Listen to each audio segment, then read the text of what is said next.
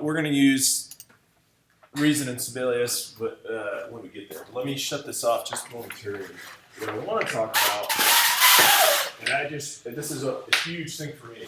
I just want to get to, because in this class, we're gonna do a myriad of things. We're gonna have the big thing, I'd say for this one, the digital composition. The big thing I usually challenge people to do in this is orchestration. It's the highest level of composition you're gonna have to deal with ever.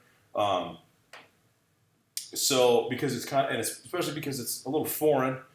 Strings, winds, brass. I mean, those are all things that I like working with. So I mean, it's going to be fun. I mean, absolutely. So it's just we do explore a lot of that. We also talk a lot about the part writing and how parts work together and all that glue and stuff. But before we do any of that, first question always is, why do we write?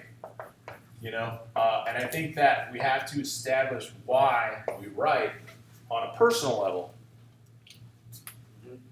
to establish how this will determine our choices. So I'm going to put a couple options here. Why do we write? Let's say we write for the fun of it. Some people say we write to be artistic, and other people say we write to make money, or what I would call to be commercial. If I were to write for fun, then I could write songs about my cat, and that works for me because that's the type of stuff I do. If I write to be artistic, I probably want to have some sort of musical strength and some musical abilities, but when I have to come down to making hard decisions, if I had to choose a lyric that was more commercial versus being more artistic, I would choose artistic over commercial, even if it meant I made less money or no money at all. It's one of those things that you'll see on the pop radio charts is always some sort of catchphrase. Right. You know what I mean? Mostly, it's the kind of stuff that you could use as a phrase in life. But if they had not used that kind of a phrase, it wouldn't be on the radio, right? So there's some choices that you have to make. Now, the reason this is such an important thing is because along your pathway, you're going to start here, and you're going to go down to a series of questions. And then based upon that, you're going to branch off into a direction, and those will lead to other directions. Does that make sense? So it will literally guide you. It's almost like, it's almost like the Survivor show where it's like, your choices are going to make your final outcome, but some choices are going to be better for you in the long run. Some choices are going to be better for you in the short run. Sometimes you burn out quick. So if like you wanted to, okay, great example. You heard the song, What Does the Fox Say, right? I might know the lyrics. I don't know the title. Yeah, well, okay, so most people know that song. It was a YouTube sensation, but the artist the artist very jovially went that route. They were still a real, genuine artist, but they went that route, and forever they'll be in that vein, which in most cases doesn't lead to like a long-term big picture. I mean, even LMFAO, I don't know if you remember those guys. Gosh, I'm trying to remember what their first. Because I don't know. I don't remember what their first hit was, but see, that's the thing is some things when you choose commercial. Well, basically, when you choose commercial, sometimes you burn out quick because you literally sold it so far that there's no way that anybody can then take you seriously as an artist. Nice. You know what I mean? Gotcha. So some of these choices will be very short-term based, and they may make the money, but Hammer Pants is a fairly good example. That's crazy. I don't know that either. Well, I mean, you remember MC Hammer, right? Yeah. Okay. Gotcha. Yeah. Okay. I feel you. Now, I would say this: great. He still had a cool song, right? But the music video, I think, it by itself locked him into a personification. Yeah, I got you there. And it kind of, it steered the rest of that group. Is it safe to say that once you get to a certain status, you can put out whatever? Yes. Oh, yeah. And it doesn't have to make sense. Oh, yeah. Even the Beatles did that for years. Right. The Beatles went from, the Beatles did staples. The Beatles did all of these staples, like Help, like the old school stuff, They did all of that stuff, and then from there they just went very super artistic, crazy, whatever the heck it was, whatever they were smoking, whatever it was at the time. People still bought it. I mean, you can absolutely do that, but you have to rock. Yeah, you have to rock. But see, again, you have to ask yourself, like, am I going to look back and ever go, oh, I should or should not have made that choice because it was not wholesomely artistic, or you know what I mean? So it really does kind of like channel back to that idea. So the whole, in a nutshell, this alone is basically commercial and non-commercial. Yeah. You know what I mean? Yeah. That's well, it's like. Yeah, I mean, you basically commercial. It's like being an artist because. Yeah, because the fun the fun is. Here's the reason I asked. Okay, when I work with writers, when I work with songwriters, and I say that's not a good lyric, you need to change it. You should change it to something more in this vein or somewhere in this direction. They'll either make a choice and go, no, I like it because it's artistic. No, I don't care enough to change it, and that becomes they write for fun. Right. They write for their grandma. Right. You know, I don't need to rehearse or develop my craft because I just write for me. I write for my girlfriend. She loves it, but I never see it going on. So there's not a huge issue. You know what I mean? Like, you're not gonna beat them up over if they want to have fun. But when we get into artistic and commercial, we have to make certain decisions. And so you'd have to understand that, yes, so essentially there's commercial and non-commercial. Gotcha. But I will also say there's that anything that sucks is also non-commercial. True. You know, right. It may not be artistic. I got you. You know, and also some artistic stuff just sucks. So it just depends on what, it really depends on. But you have to make that choice. You have to make that choice. Right. You have to make a choice, and you can do it from song to song too. You can essentially say, there's a bunch of songs that I write that just make me happy and excited as a musician. Things that just will never work in real life. And that's so crazy that you said that, because like with everything that's been going on, it's like I haven't been in that happy space. You know what I mean? So a lot of the stuff that I've been coming up with has been like more darker. You know what I mean? But I don't want nobody to feel like, oh, that's just how he is, or that's, because nobody really knows what's going on. You know what I mean? But like the music is a reflection of what's really going on in people's lives, in my life, for example. You know what I mean? And it's like, I want to have that. It's a thin line between that, what's going to be commercial and what's going to be non-commercial. You know what I mean? Because at the end of the day, I want to keep my fans that are fans. You know what I mean? Of me. You know what I mean? But for the ones that don't know me, I don't want them to just think that I'm just this dark rapping person. You know what I'm saying? Like it's well, the only other thing you could do. I mean, here's what I was. I went through a lot of stuff. I mean, I would say this: I'm a better, faster, more articulate writer now. Mm-hmm. But I have way more ability than I ever had. But I had way more passion and connectivity to the music when I went through the biggest crap that I had to go through. Yeah. But I had two perspectives when I would write, and I would take two routes. The angry route, right? The dark route. Let's just say there's the dark route, and then there is. Well, actually, this is twofold. There's the dark route. Then there is the happy dark route. The cleverly. This is a positive dance kind of feel. It makes you move, but when you really listen to the lyrics, this is a dark song, but it doesn't come across that way because of the direction that it took musically. So that's when I mean, realistically, that's way more. That gets more commercial. That transitions a little more. Would it really be? Why wouldn't it be artistic if? Because as soon as you open the door, and this is kind of an interesting thing. You go too dark, it's not universal. True. Go back to that idea. So go too dark, it's not universal. You go with a musical style that people like, and you add your dark flair to it. All of a sudden, it has depth. Wouldn't that be somewhat of articulate though, because you're adding so much flavor to something that's so dull? Hey, yeah, but I mean, it still falls in the commercial side because of the fact that you're surrendering your natural vibe to be 100% dark, to do something that's more acceptable to you. Does that make sense? It's like I feel you because it's certain things that like that's true. Like I'll be writing something, I'll be like, man, nah, I don't want to say that because whatever, because I got a grandma, you know what I mean, or because whatever, you know what I mean. Yeah, and it's like I have to defer myself from what I originally wanted to say to some commercial stuff. That's exactly what it is. Okay. That's exactly what it is. Because if you were being truly artistic, you would just do whatever the hell you wanted to say, even if it made everybody mad. Gotcha.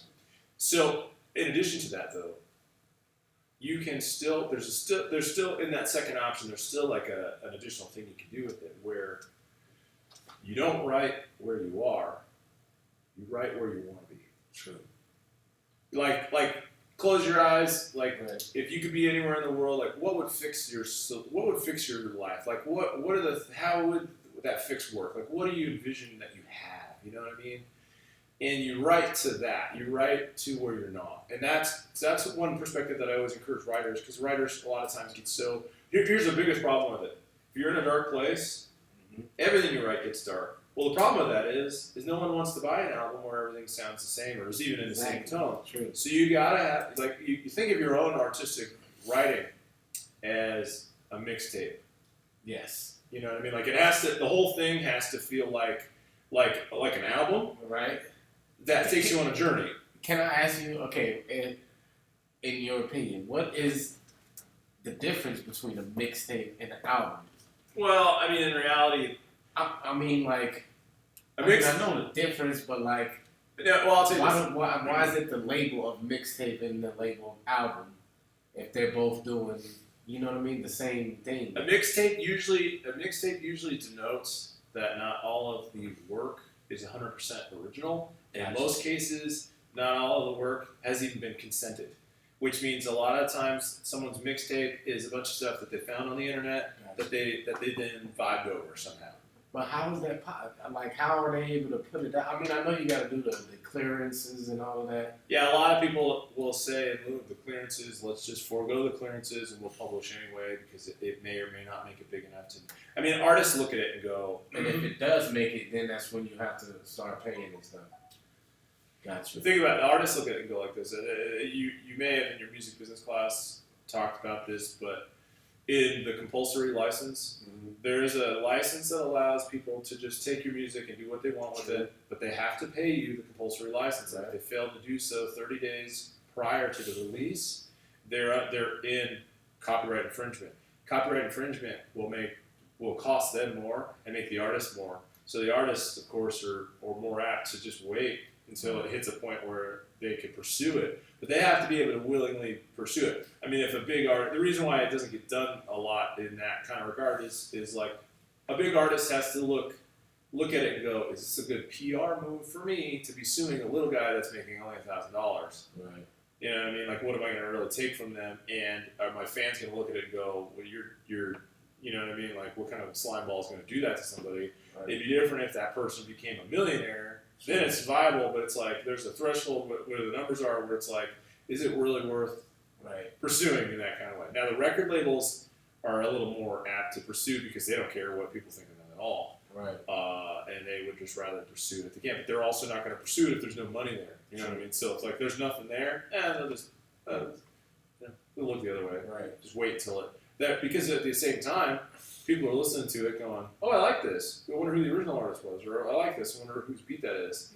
Yeah. And then it funnels them back. You know, it's almost like free press to a certain degree. And it's just a balance between the two. You know, typically, historically an album is authentic. Right. It's not. The problem with a mixtape is it's a slam together. A lot of times you're slamming together all these different sounds. Gotcha. And when you're doing an album, it's more crafted. Yeah, and it's way more organic and that kind of like you tailored those sounds. But still, either way, you're going on a journey. The goal is when you're writing, like when I write, I sit down and write. Well, I'll say this. Okay, there's a couple. Well, even in this, I'll put this on the board. Why do you write? Okay. How do you write?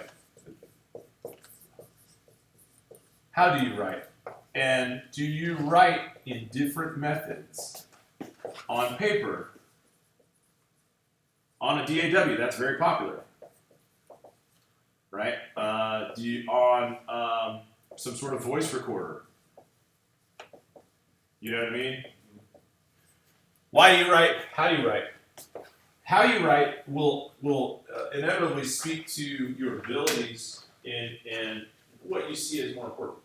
You know, I always suggest it's very different. If you have any, I have a very specific plan for how I write, and I don't necessarily I promote it, but if it doesn't work for you, you got to find what works for you because, like, you go into these drought seasons. Like, it's so weird. You go into a drought of writing. Yeah. Most of the time, it's because you forget the process that you used last when you were successful at writing, and your immediate thought is, well, if I want to get back into the vein of writing, I have to go back to the process that I used last. So, like saving the sentence. Yeah. Something like that. But the problem with it is that a lot of times it's not a great starting point for where you currently are because you grow and you develop. Sure. So it's like it's like this. It's like when I wrote this song that was a hit, I used one finger and I played the MIDI keyboard. Right. And 2 years later, now I can play the whole thing, and and now I play with all these fingers. But writing is more complicated for me because now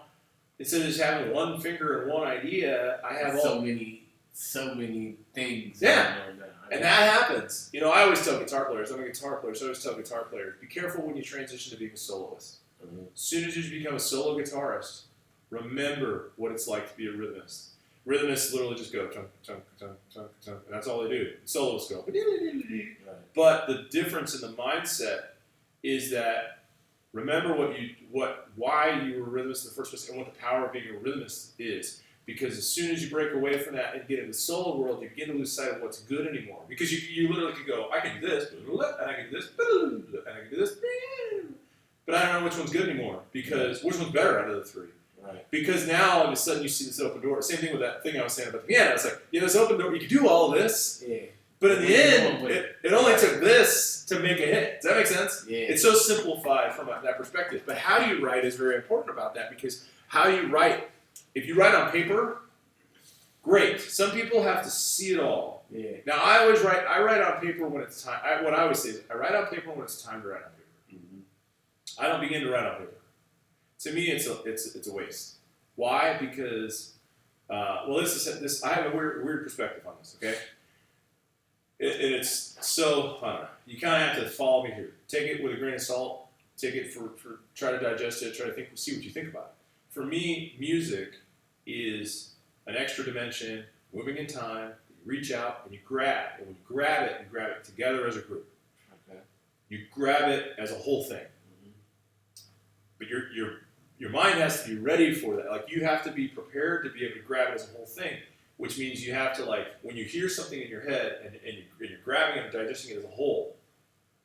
You got to be able to hear the vocals with the rhythm, with the music. You got to be able to hear it all at once, and then as soon as you hear it all at once, interpret it, and split back up and interpret it. Gotcha. Does that make sense? Absolutely. Because it's hard. It's just like you listen to the radio. You listen to the radio, you're hearing a song. Yeah. You can't interpret the information that's going on across the board. Absolutely, yeah. When you walk away, you maybe go, oh, well, I know what the lyric did, and I know what the idea for this is, but I don't have any other ideas with these because I couldn't disseminate it, I couldn't capture it, and then split back up into these paths. Right. And the reason I believe that, it's really weird. When I was doing heavy production, and I was working on this album project, and all of a sudden started occurring to me I have this song that sounds like this, but I made it this.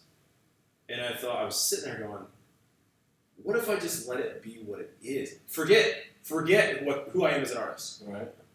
The song, not the artist, the song warrants going down the road of the path that the song goes. Mm-hmm.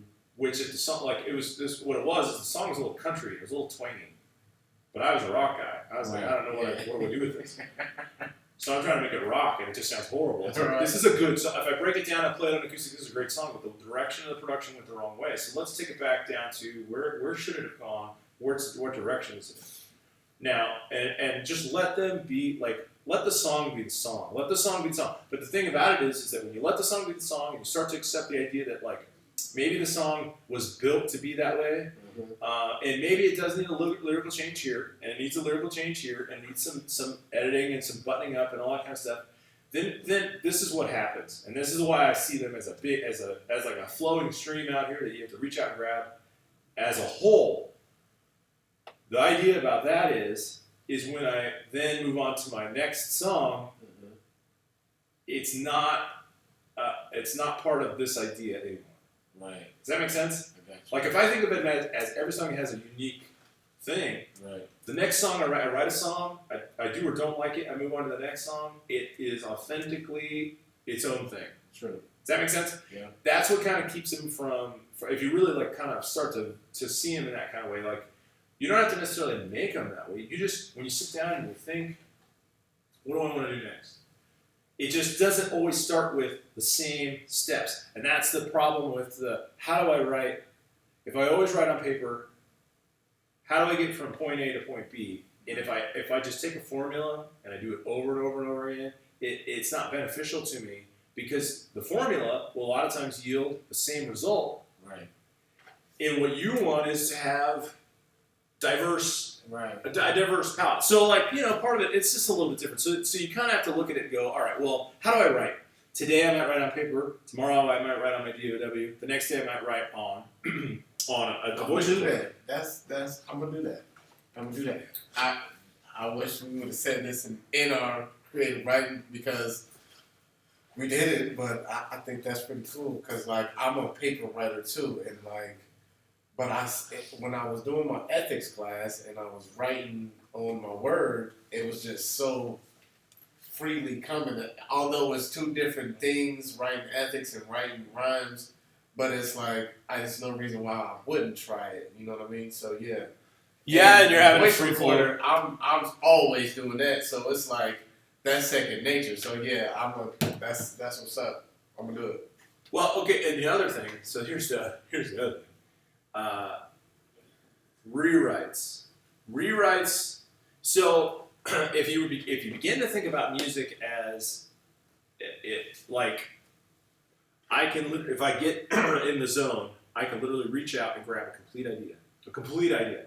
Not just a partial idea, a complete idea. So it doesn't even have to be complete lyrically. Let me break this down, okay? I think that's how I get it all the time, is breaking it all the way down. So that's when you say that you're taking everything and not just pieces. Yes. And basically what you're saying is you're taking the whole sound of the track, not just the bass line. Yeah. Or not just the snare. Yeah. You know what I mean? Okay. Cool. I'm a big. Here's the thing. I'm a big.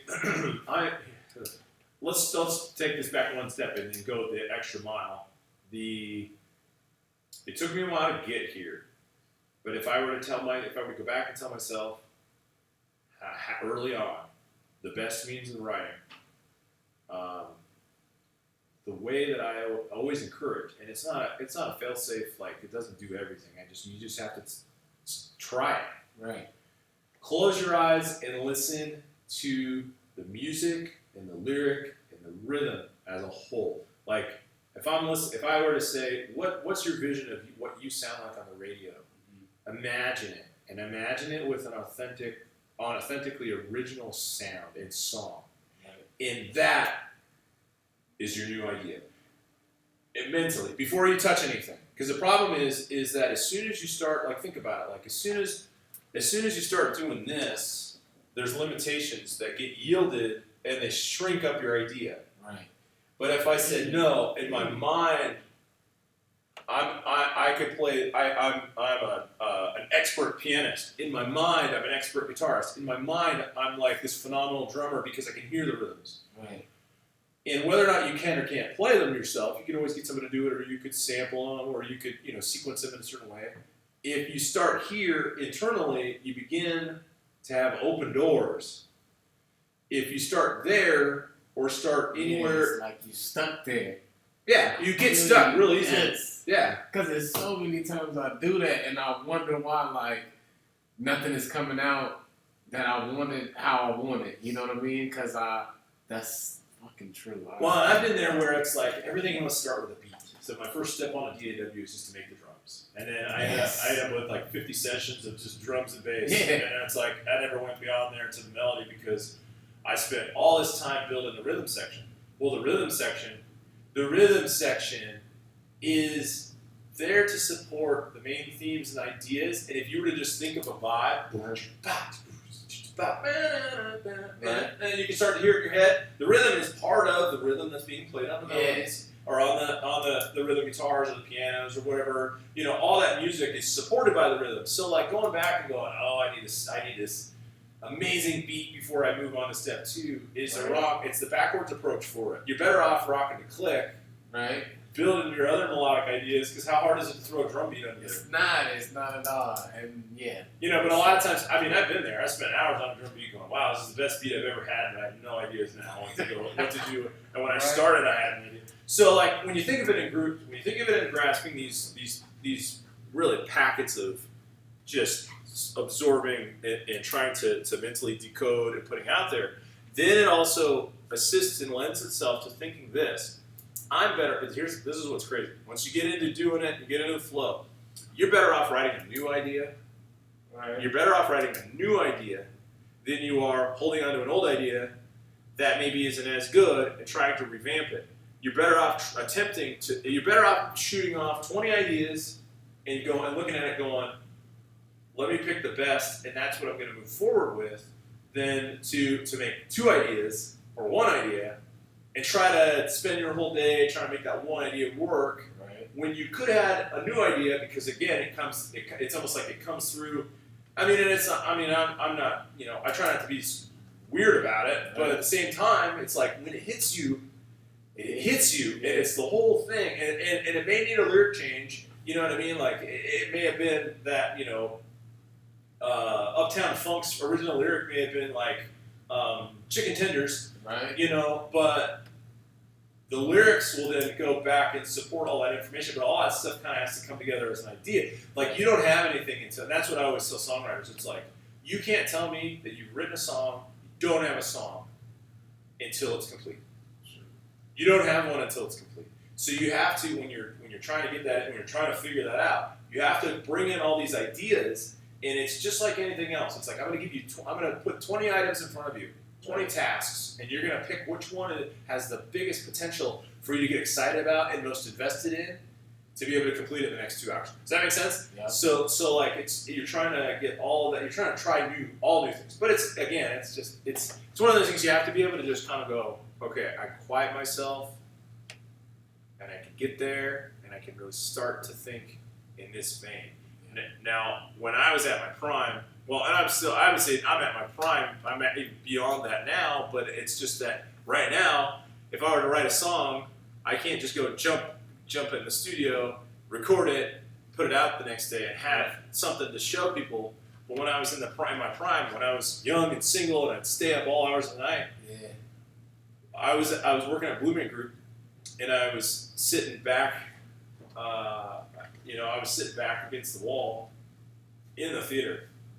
And all of a sudden it just hit me. And I'm just like, it's almost like you see in the movies where like everybody just disappears, you know, everything just disappears. And they're up there playing. They're up there like, you know, doing their thing. And things are going nuts. That's always the show. And I'm just like, it just hit me and I'm in the zone. And all of a sudden I'm like, oh my gosh, like I had this idea. And not only do I have this idea, I can sing it back 5 times over and I still remember it. And I can hear, every time I go through it, I start to hear all the parts get added in, and oh, what if we did this? And, oh, what if we did that? And all of a sudden, I can hear the music extract. And so I'm like, all right, I gotta run to the bathroom so I can make a voice memo because obviously it's gonna take too long to put on paper. That's crazy. You know what I mean? But that's the kind of stuff like when you're in that vein and you're really doing it. Once you really start to do it, it starts to just happen very naturally. It happens in awkward places, but then it's just like a flowing thing. And you know, it's just it's one of those things that, again, though, how do you write is a technique. Okay, and you have to remember, because after I got published for the first time, after I finally released my first big album, we went to album number 2, and I'm looking at it going, well, I want it to sound better than the first one, right? And I'm like trying ideas, and my initial process was, all I got to do is write a better song than I wrote on the other one. Right. forgetting that if I were to go back and look at the demo versions of all of those songs, I was looking at the final product of all those songs.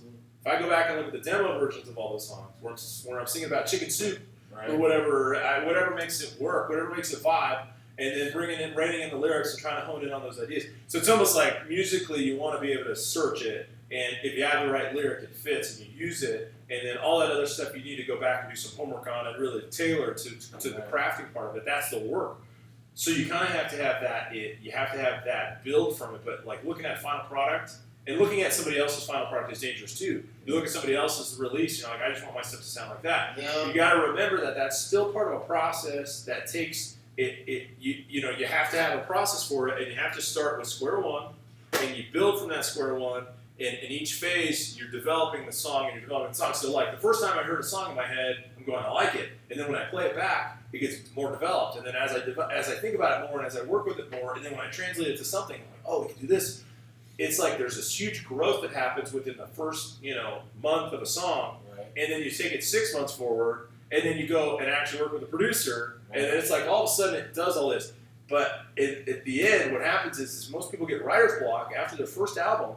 Right. Because they're looking at it going, I just want it to be better than my first album, and they want the process to happen now, and they're thinking from beginning to end it's going to happen today, forgetting that it's still like, even anybody's best song, if you think about it, any best song that you've ever heard that's commercial across the radio stations had a producer that came in and did something to it from the original version. True. You know what I mean? Like no one made I wrote this song in an hour, and this is what it was. I recorded it the same day. It became a hit, just as it was. It doesn't work like that. Yeah. You know what I mean? And even then, most of the time, if the label's going to put funding behind it, they'll go, we love it.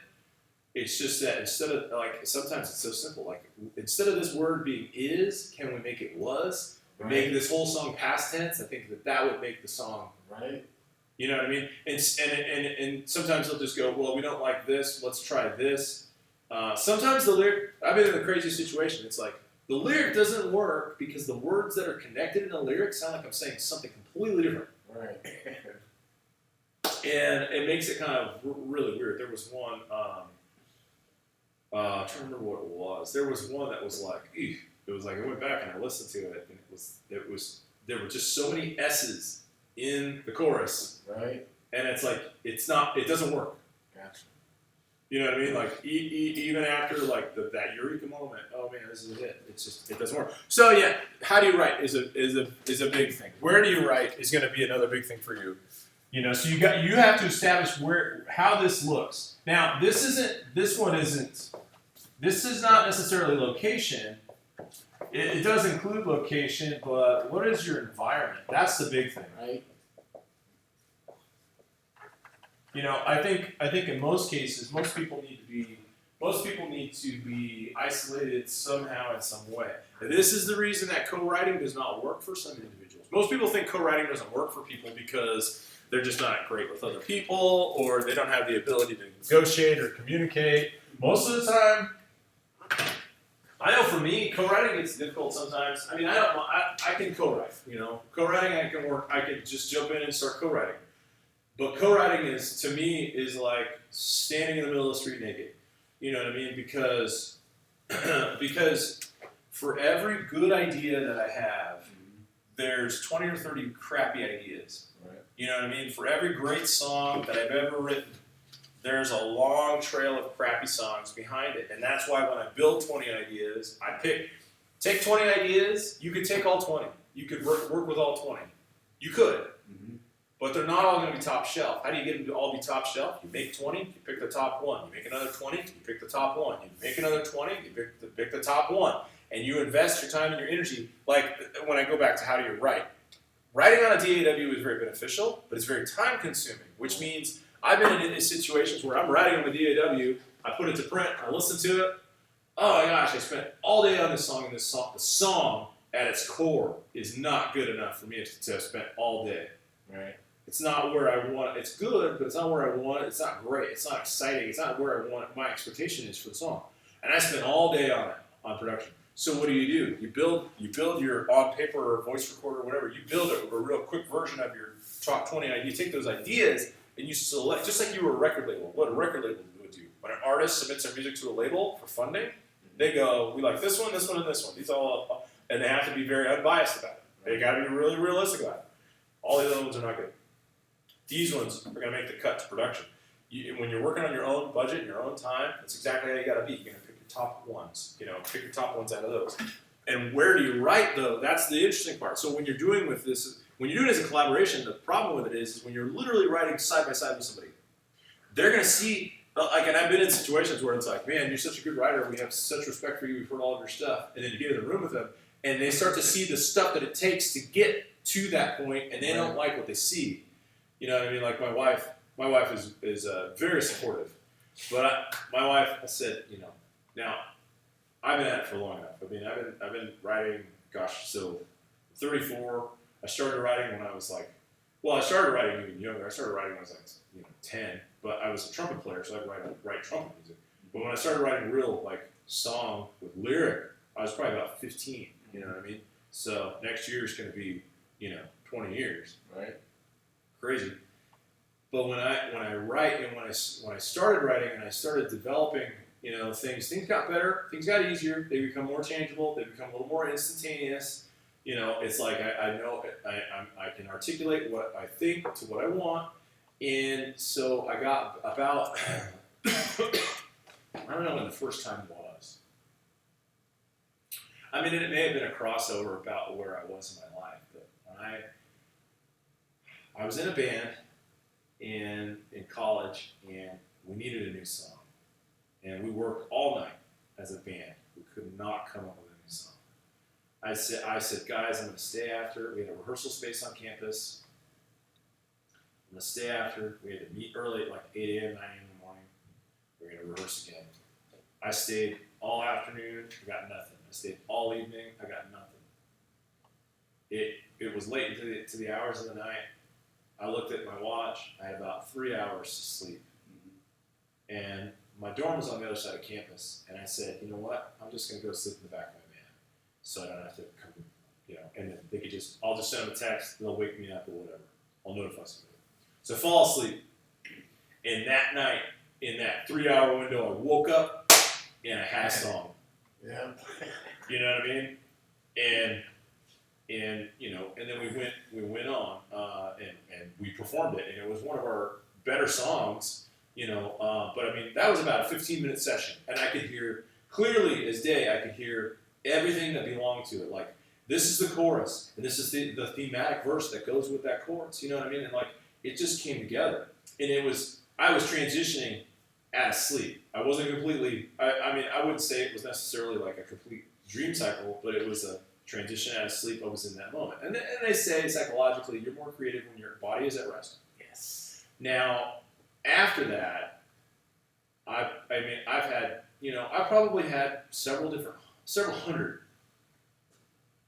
And yeah, actually just this month I've had probably 3 already, which really sucks because I missed them all. Dreaming sequences where I'm writing music, and the weird part about it is that the mind is built in such a crazy creative way. This month I've had I think about 3 of them, and I've missed them. When I missed them all is there's 2 things at play. One, your mind is just doing what it does, and it's being creative, and you're in your juice space. 2, you have to be able to wake yourself from that dream and replay the content and be able to capture it. That's where the problem is. I know I had 2 of them that were dreams inside of dreams, which really sucks. So what happens is this, for me, this is what will happen.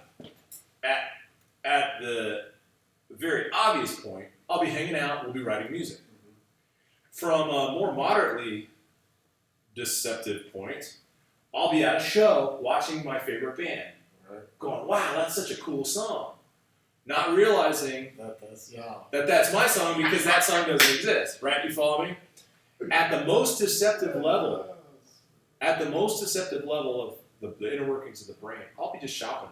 I'll have a dream about me shopping at the store. The dream is about me buying cereal, right? And there's music playing. You know what I mean? Uh-huh. Or I'll be wherever and there's music playing, and my mind's not thinking at all about the music because it's in the background. It's the background music that gets me. And at that most susceptible level, well, I was to say at the upper, so like that one I have to really I have to come to and go, not only is this a dream, and I just realized it's a dream. The last 30 seconds, something's been playing. I gotta figure out what that was before I wake, because when I wake, it very quickly, within the first 5 minutes, it goes it gets out of that short-term memory bay and it goes. So it has to be recorded. And even in the recording process, I could be recording it. This is what it sounded like from the verse. You get all the way up from the verse, and I get to the chorus, and I'm like, I already forgot the chorus. It was clear as day to me 60 seconds ago, and it's gone. But at the most deceptive level, which is the ones that I've had this week, I had one where I'm in the kitchen, I'm listening to the song, I'm like, this is a really good song. I'm like, wait a second. I'm dreaming. Wow, okay, so I'm trying to figure it out. I'm dreaming. Okay, let me wake up. I wake up, sit out of bed, and I'm like, oh no, that song was written by this artist already. But I'm still in my dream and I don't realize that I'm dreaming that the song is not original. Right. So what do? I stay asleep. You see what I'm saying? Freaky, man. Yeah, I feel you. Yeah, so I stay asleep. So all that to say. Sometimes my writing is a lot more sometimes for me, and that's the hardest part about collaborating. What's the environment? Right. When I write, half the time when I'm writing in my studio and I'm working on my stuff, my hair is up to here. Right. I got a full-on beard. Yeah.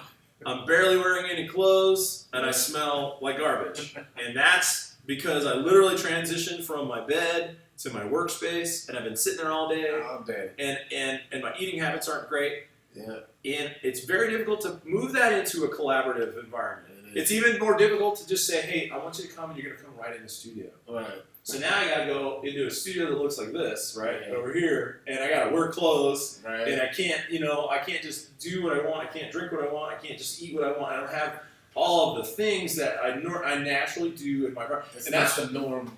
Yeah. Session for me. It's not that cozy space. And then when I get in the collaborative process, people start to see the guts. So going back to the dream, the reason I even got on that, sometimes when I dream about a song, I'll dream about a song, I'll wake up, I'll record it, it's the worst thing I've ever heard. Sometimes I'll dream about a song, and it's like, wow, it's a brilliant idea. But my wife, she's so supportive, sometimes she'll go, can I hear, I want to hear that song that you were telling me about the other day, but I want to hear what you did when you woke up. I'm like, sweetie, I don't know if you want to hear that. I mean, I can hear it when I wake up, I'm like, it sounds like an old man, groaning, but the ideas are there. It's just like, no, I want to hear it. And one time she was like, can I play it for my parents? I'm like, oh my gosh. Oh, wow. This is super embarrassing. And then here I am in the background, I'm peeing. Because I'm I just woke up on record, I'm taking a bathroom break in the middle of it. I mean, that's what they sound like, you know what I mean? And that's why it's hard to collaborate. Some people don't realize that the hard part about collaboration is just that it takes you outside of, not just your comfort zone, it takes you out of your normal writing environment. True. And all of a sudden things are different. And here's another one. It's like if your prime times for writing were 3 a.m. And you get called in on a session at 11 a.m. Right. Your head's not in the right space. So, and the other thing is it's a little more freeing when I have an unlimited amount of time to write. And then when you get in a collaborative situation, you're like, well, we only have an hour. Right. And you're like, okay, well, I'll give you my hour's worth of information. Exactly. Here it is. Even in the confines of the class time that we have. Yeah, I understand it's a limited ability because you might have better juices flowing later in the day. True. There's a lot of variables to think about. So when you figure out where do you write best, how do you write best, you try to. I was the only person that really thought about that. Like just like you said, since I did this class with Nick, I think I'm writing better in the morning because I guess, like you say, psychologically, it's just something about waking up with a fresh, clean slate, nothing on the brain or nothing like that. But I thought I was the only one that really thought man, I think I write better at this time of the day under these circumstances. You know what I'm saying? Like it does. Being a artist, that does play a factor. It really does. Comfortability and location. Yeah. Yeah. Well, and that's you just have to keep in mind the downside to it is that you also will then get stuck in a certain group. So you have to be willing to You have to be willing to try new environments and see if they do work.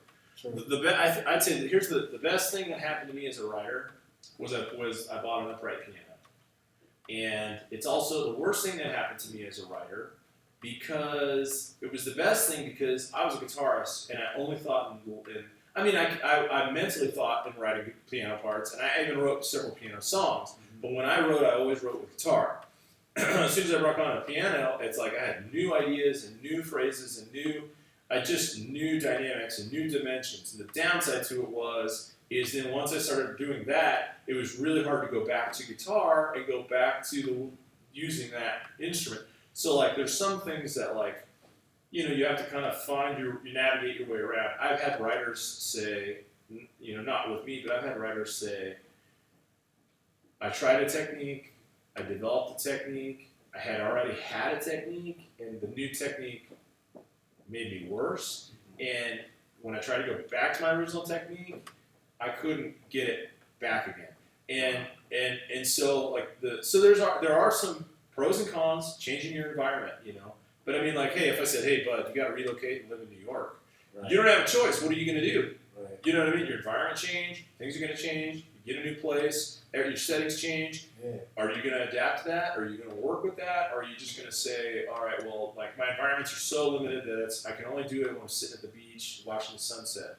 Right. You know what I mean? So there's some of this you have to be able to temper. Yeah. There's some of this you have to go, yes, this is the best way to do it.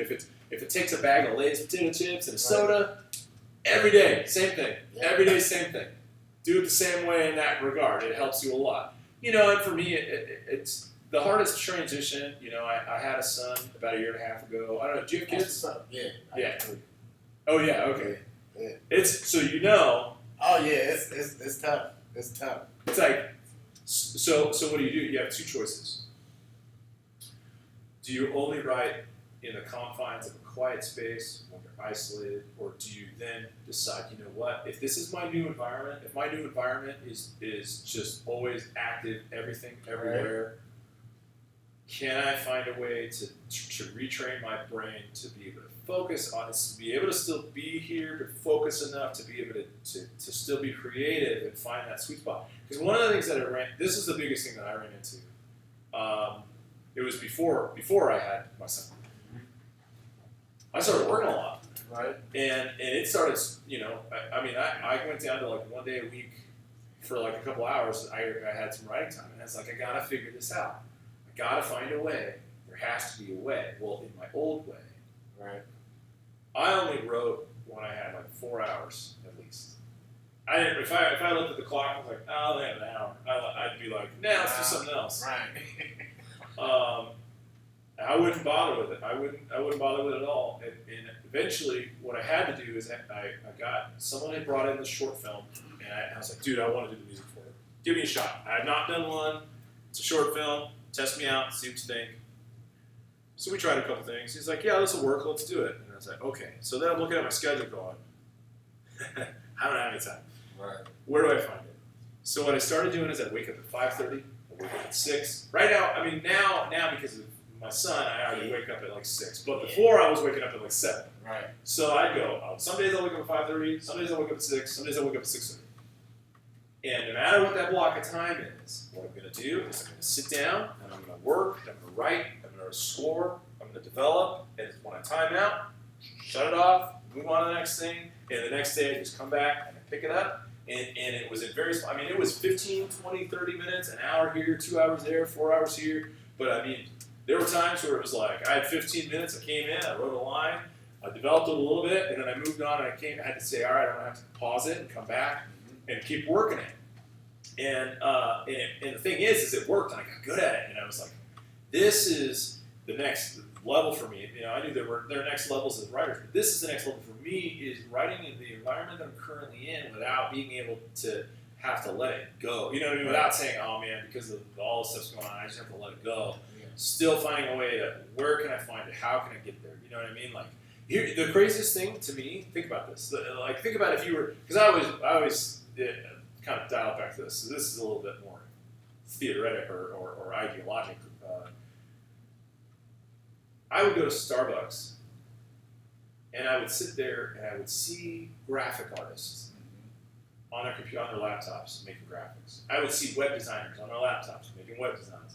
I would see people on their, on their laptops, on their tablets, on their iPhones, sitting there doing stuff, and I would always sit there going, I'm only here to drink coffee because my craft is songwriting and recording, both of which I can only do when I'm in a confined space and I have an elaborate setup. I mean, this is my old way of thinking. And then I started looking at it going, imagine how much more productive I would be if the task that I was doing was something that I could just open up, work on, shut, and move on, and then come back to, And so I started having to develop my songwriting craft in a way that's we push pause, we come back. We push pause, we come back. Because of the lifestyle that we live. Think about it, though. How much time, if you were to calculate, how much time do you spend driving your car? Right. You know what I mean? Yeah. Like, that's a huge open door right there for writing. I do it, now here, I'll be honest. Some days, I just can't, I gotta decompress on my drive. Yeah. Some days, I use my drive to talk to family members because I don't want to waste, time talking to family members when I'm at home. Right. So, it just depends on what I'm using it for, but at the same time, you kind of have to look at it and go, wow, like if I were to think about how much time I drive about an hour a day. Yeah. And if we add all that up, and we just took 10 minutes of that block, and we just started spouting out some creative musical ideas. Right. They could all be horrible, some of them could stick. I actually was just looking, the problem with it is, when you get into, the good news about it is, when you start doing this, you get a flow, you're going to have more quantity, the quality is actually going to increase. So most people think, well, the quantity is going to increase, so the quality has to decrease. The quality is actually going to increase because it's revolutions. It's like me giving you a baseball bat and saying, look, if you swing this more, the more you swing this, the more accurate you'll be when it's time to swing it for real. Right. Versus saying, well, no, if you swing it more, having more quantity in terms of swinging is actually going to make your quality of swing worse. Right. That's just kind of how it is in the writing realm. It's like it's a muscle. It's a tangible thing that has to be developed and worked on and worked out. And it has to be stretched and exercised. Right. You know what I mean? Like you got to use it. So you have to kind of pinpoint that and go, okay, how do I make this work in my life? How do I actually accelerate with this in my life? Right. The crazy part about it is most people think that one, this is why, I mean, in reality, this is why everybody is just a normal person. And most of us don't know anybody that's gone beyond that and entered into stardom or, anything like that. Because a lot of us are just looking at running the natural realm of things. Right. But we're also looking at the absorption of time. Like, we would rather sit on the couch and chill and relax than to take the time to develop our crafts. And it's like, if you took 30 minutes if I said, hey, bud, I'm going to give you a cello. Just take 30 minutes out of every evening you have. It's only 30 minutes out of every evening you have. Yeah. In the next 10 years, you'll have mastered that instrument.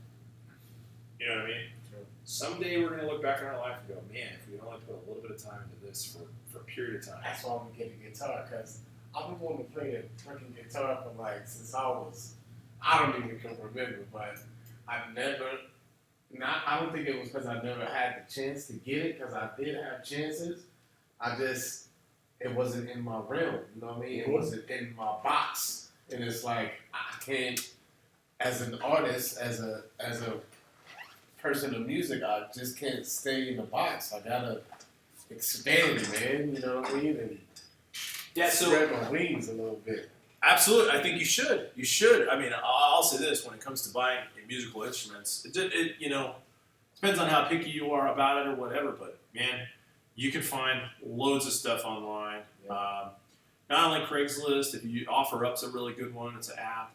I use I search. I haven't used it yet. I mean, I'm all over. There's Goodwill has a eBay website. It's called shopgoodwill.com. Yeah. They have tons of stuff, and you could look at the local stuff only, or you could look at the national stuff. You look at the local stuff, and I mean, some of that stuff goes for dirt cheap. What is it called? That one's shopgoodwill.com. I mean, I think it's technically shop.goodwill.com, but if you just Google search it, that one's a good one for everything. But you buy one, get one. I would make it a thing, make it a priority. You'll get excited about it. I mean, Yeah. I spent my first, you know what? I got my first guitar. I wanted it. Wanted it. My parents finally bought me my first guitar when I was like in 6th grade. And I wanted that thing. And I bought it and I jangled around on it. And it took me forever to figure out how to get it to tune and just a lot of stuff. And so it sat there taunting me across the room for about 3 years. Right. For about 3 years, it just sat there.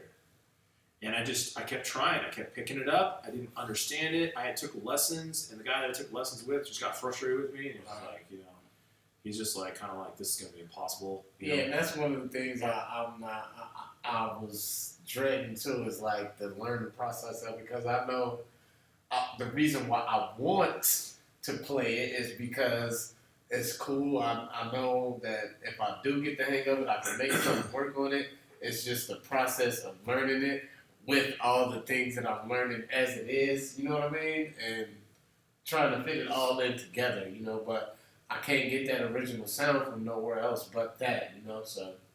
Yeah, you gotta work at it, and you gotta dig deep. Yeah. Did you need something? Are you okay? I didn't want to interrupt or anything, sorry. The Mac Lab is locked Oh, again. yeah. So, I'll be right back if you like. I'm sorry about that. No, be fine. Oh, by the way,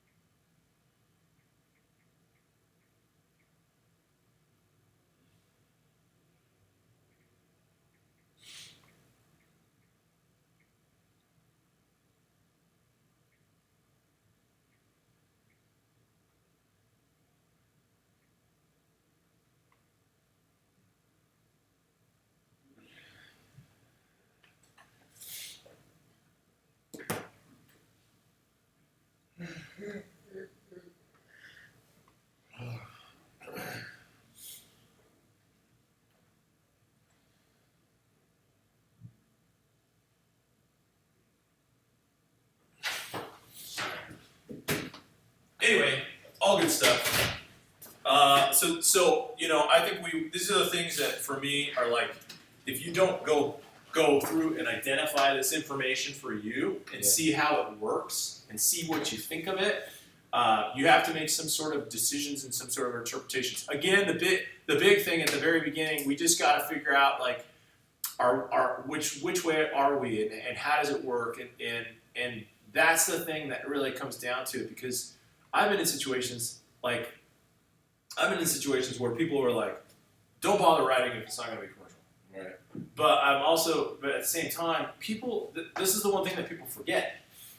The radio isn't the end all be all. Now, getting on the radio, yeah, it makes money and it's a huge exposure, and it's probably, and to be honest, it's probably the one thing that's left in the music industry that'll get you somewhere. But the problem with it is you don't get on the radio by just having one song. Right.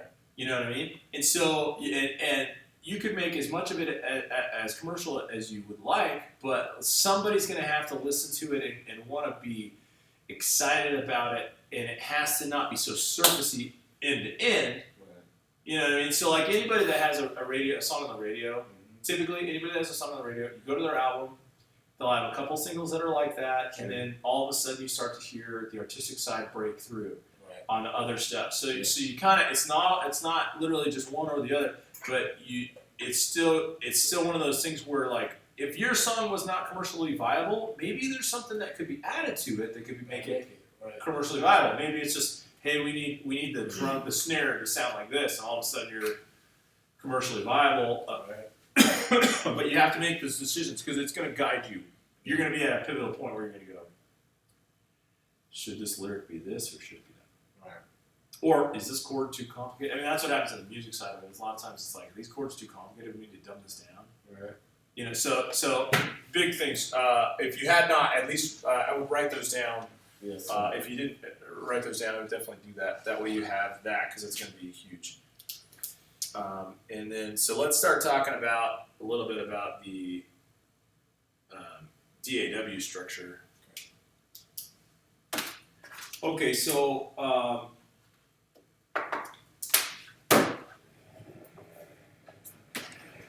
let's see.